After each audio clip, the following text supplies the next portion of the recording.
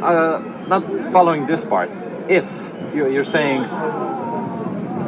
if we ought to trust our reason, we ought to believe there's God. That's what you're saying. No, I'm saying not using your reason, because you can use your reason and be an atheist, a deist, a Hindu, a Taoist, whatever. That's irrelevant. The origin of reason, the explanation of this trait which distinguishes us from the animal world. The other animals can use reason, but our ability to go to space, to do quantum mechanics, to do all these things, this amazing quality that we actually have, which is far beyond what survival and reproduction requires. Survival and reproduction is E and mate, E and mate, E and mate. That's all it is. But we know as human beings, some of the most smartest human beings, they didn't use their reasoning abilities to survive and reproduce, such as even Richard Dawkins. Now, Richard Dawkins is supposed to be a clever guy. Atheists love him. How many children does he have? One, from one wife. But that doesn't make sense from a Darwinian point of view. He should be bonking women all the time. If someone asks you, how many children do you have? I lost count. That is what Darwinian prediction would show. Yet, he spends a lot of his time writing books against religion, but his writing of books against religion makes no sense from a Darwinian point of view.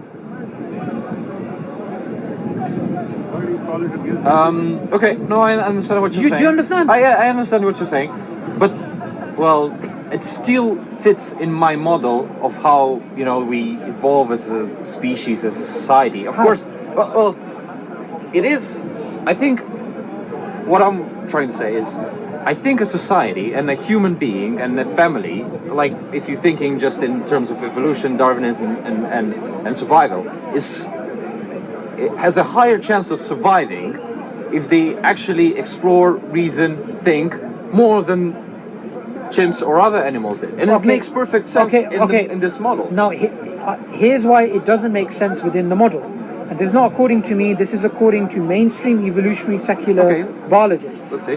It doesn't make sense because, one, we have reasoning abilities which far exceed the requirements of survival and reproduction. Two, we have natural selection which is blind to anything which is true or false. Natural selection only sees that which gives it reproductive or survival value. This is why natural selection cannot distinguish between a true belief and a false belief. Even Steven Pinker, an evolutionary psychologist, he is probably the most well-known evolutionary psychologist in the world. He admits that natural selection has geared us for survival, not for truth. And reasoning is about arriving at that which is true, not that which helps you survive. It's still, I don't see why this doesn't fit in the Okay, do you know model. what? Here's what I recommend you do. Put together a little synopsis. Say, can Darwinian evolution explain the origin of reason? Get it peer-reviewed, get it published, you will become a billionaire. This is big business. The people who are involved, the people who are at the top, they agree. Even Darwin, like I said, he said, would I trust the convictions of a monkey's mind? No. So how can I trust a mind which evolved like that? So all that you actually have as an atheist is this.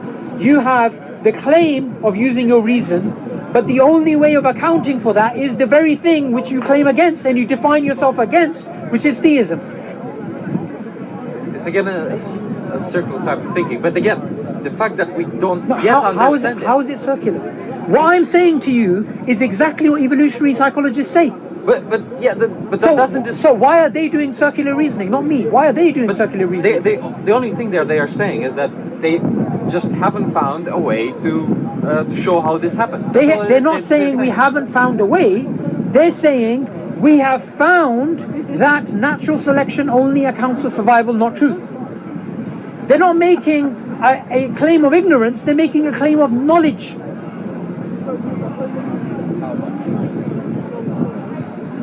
Okay, I will stop at this point because that's my limitation of my knowledge. But I'll have to go back. Evolutionary and psychology. look Do you know through what? There's a really important, I would say, what Darwin got wrong, right? Not getting Darwin wrong, right? It's a book on psychology, and it speaks about, evolutionary psychology, disagreements with Steven Pinker, a new approach.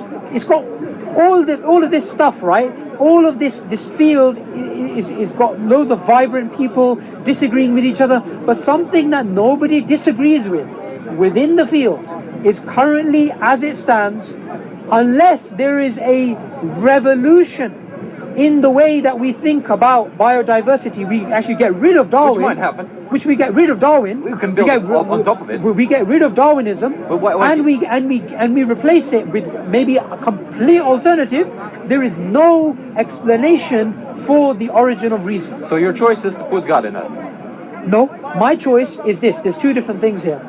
There is an explanation of the origin of reason from a philosophical point of view, in which I would say, yes, God is the best explanation. Okay. From a scientific point of view, I would take methodological naturalism and I'll say, go as far as you can. But Look, don't think that religious people are anti-science.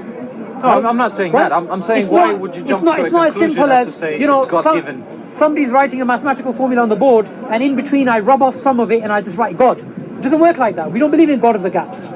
We believe you take science as far as it goes, but we believe fundamentally science can explain how nature works, but why nature exists is a metaphysical question. And it's outside of the realm of science. Okay. It's fine if you...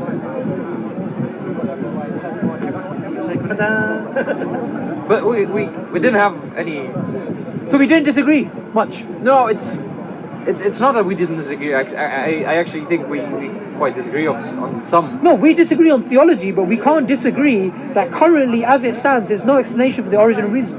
Yeah, but what I'm saying is I'm fine with it, and I'll just wait for another 50, 100 years or whatever there is to wait for the answer. But the thing is this: there's two different things here.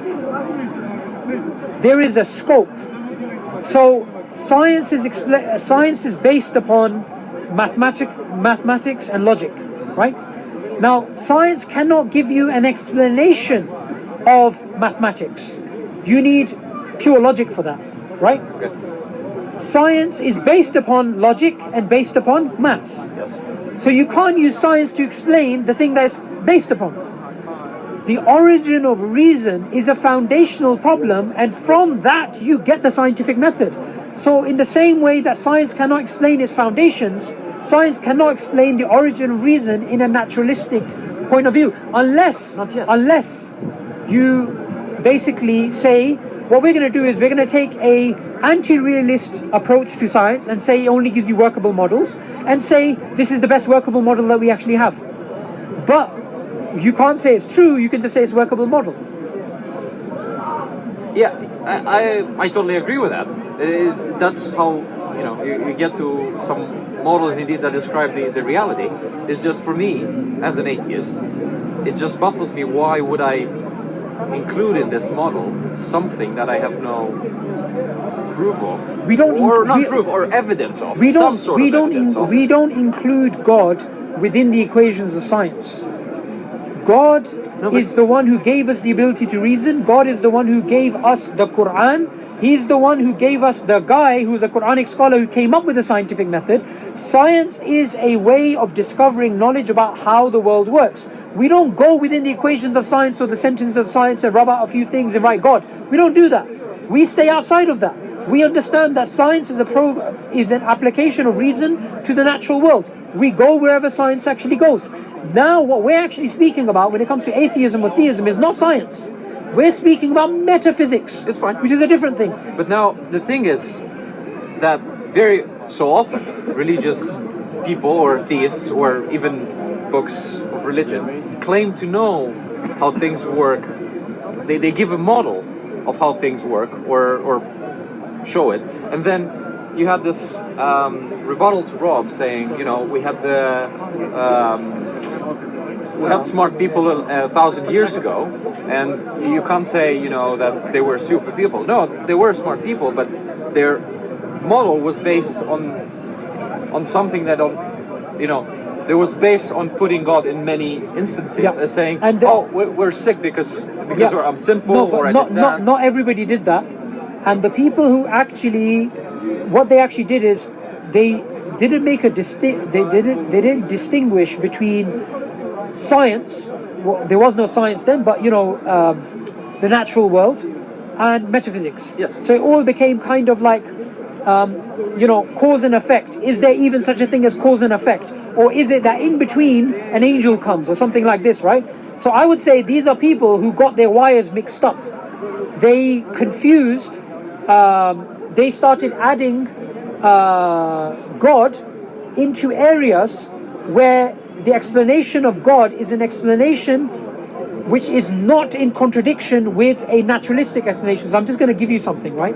So in the Quran, in chapter 67, which is the dominion, it gives an example of this sort of relationship. Now what it basically says is this. We just bring up 67. It says, God says, do you not see the birds up in the sky, flapping their wings? None holds them up except God. Now this verse has two types of explanation. It has a mechanical explanation and it has a metaphysical explanation. Surah Mulk. Yeah. Where's the verse on the bird? It's near the beginning. So it's giving you two types of explanation. So I, as a Muslim, the way I approach science is this. I approach science not as something which should take somebody away from God, and which is something which really annoys me when people try to use science as a tool to get people away from God. Science is a way of worship for me, because discovering about the world, understanding about the beauty of the world is something which should bring us closer to God rather than further away from God. Just recently I was reading about a beetle, and this beetle actually has these two liquids. It's called a bombardier beetle, right? It's got these two liquids in its butt, wherever it is, right? Yeah. And what it does is it has this explosion chamber. It sticks them in there, an explosion happens, and boom, it attacks its opponent. Yeah. Now when I look at that, it reminds me of the creative power of God.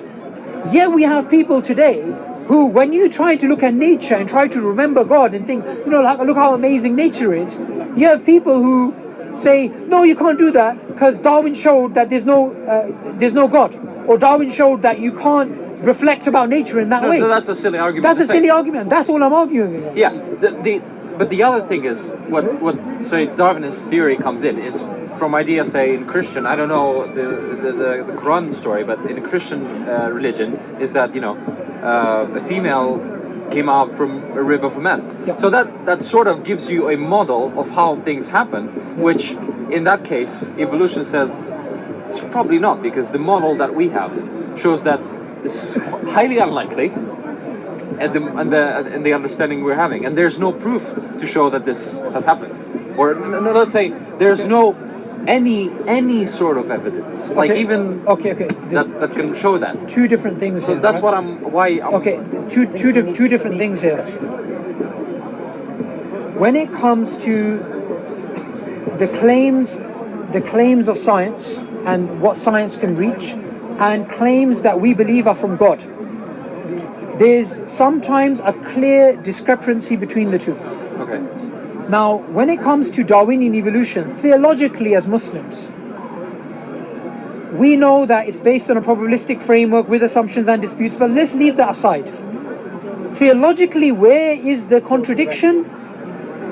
You could say when it comes to human ancestry there is, but in regards to the rest of nature, the Quran is silent. But what we have to understand is when we use science to come to a particular conclusion, that conclusion may contradict a conclusion that is in the Quran, or something else that we derive from another field, maybe in something else.